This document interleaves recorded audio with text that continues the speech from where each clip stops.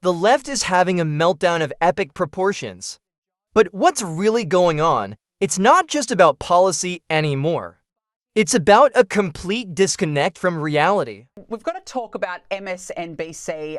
It really seems as though it keeps going downhill for that liberal Lunatic Network. And of course, it's all happening days before Donald Trump returns to the White House. But now its president, Rashida Jones, has announced that she is stepping down after 4 years in the role. Bhatia, between the failing, the dismal ratings, the crazy hosts who are so desperate, a restructure, and now they've lost their boss, the question has to be asked, what does the future hold for MSNBC? And then there's MSNBC. The ship is sinking, folks. Ratings are down, bosses are gone, and they're trying to pretend that they didn't try to divide the country. Suddenly, they're about unity. Please. They're just following the wines because their divisive agenda is failing. They have no genuine desire for unity. Their come-to-Jesus moment is purely for profit. It's all about the Benjamins. The leftist DC mayor has distanced herself from an anti-Trump ad displaying the city's official logos. Keep DC trash free. As you can see, this ad reads, featuring a MAGA hat, wearing man holding a copy of Project 2025 with a red line through his head, and the logos for the District of Columbia Department of Public Works and the Mayor's Office of the City Clean program. Now, the Mayor's Office has since claimed that they had no part in creating or authorising this ad. But Bhatia, it's quite incredible that something like this could have ever been produced in the first place. It says plenty about what sort of a place DC has become. Oh, absolutely. And if this had happened 4 years ago or 8 years ago, she probably would have been taking credit for it, right? This is how you see that we're really in a new moment, and I'm so grateful for it. You do see people on the left trying to distance themselves from just the absolutely toxic rhetoric around Donald Trump over the last decade. I think they've been really chastened by their voters, and there are people who want to say, okay, how can we make our way back to the center? How can we once again represent working class voters? Whether they want to hear the answer to that question is a very different story. Let's not forget about the DC mayor and that ridiculous anti-Trump ad. A MAGA hat-wearing man with a red line through his head? How is that even remotely professional? And now she is distancing herself from it. These people are losing their grip, and they know it. They're backtracking from their toxic rhetoric because they are feeling the pressure of a shift in the political landscape. Elon Musk, Jeff Bezos and Mark Zuckerberg will all be in attendance with a prominent spot at that ceremony. But I mean, these tech CEOs, they've always really been rivals, but now they're all on the same side in a way. What does that suggest in your view?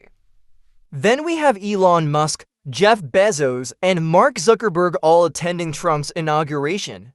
Are they suddenly besties? It sounds more like a display of who's trying to get in good with the new administration. It looks like Musk is being put back in his place with the other tech titans after being seemingly close to Trump for some time. These Silicon Valley types are all bending the knee to China, and Trump wants to make sure they are not running the show. Let's talk about TikTok, because there have been reports that Chinese officials were in preliminary talks about a potential option to sell TikTok's operations in the US to Elon Musk, should the app be unable to avoid an impending ban over there.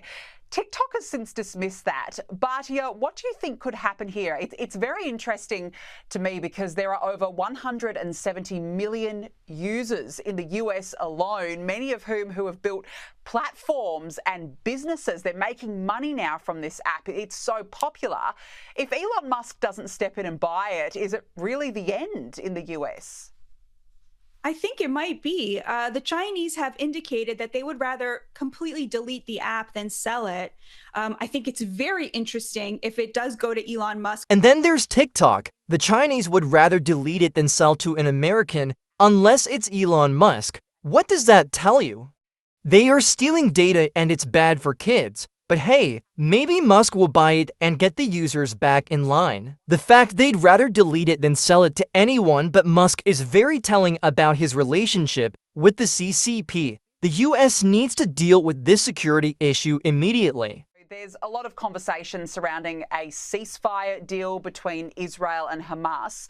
But yeah, how would something like this benefit Israel? So Israelis are very divided on this because they feel that the deal it's very complicated. On the one hand, they're going to get back 33 hostages. Not all of them are alive, but they will get back all of the remaining women, including the women soldiers who were horrifically captured by Hamas. So this is obviously a huge win. On the other hand, they feel that they will not be allowed to continue prosecuting the war to the fullest extent. I think this is a great deal.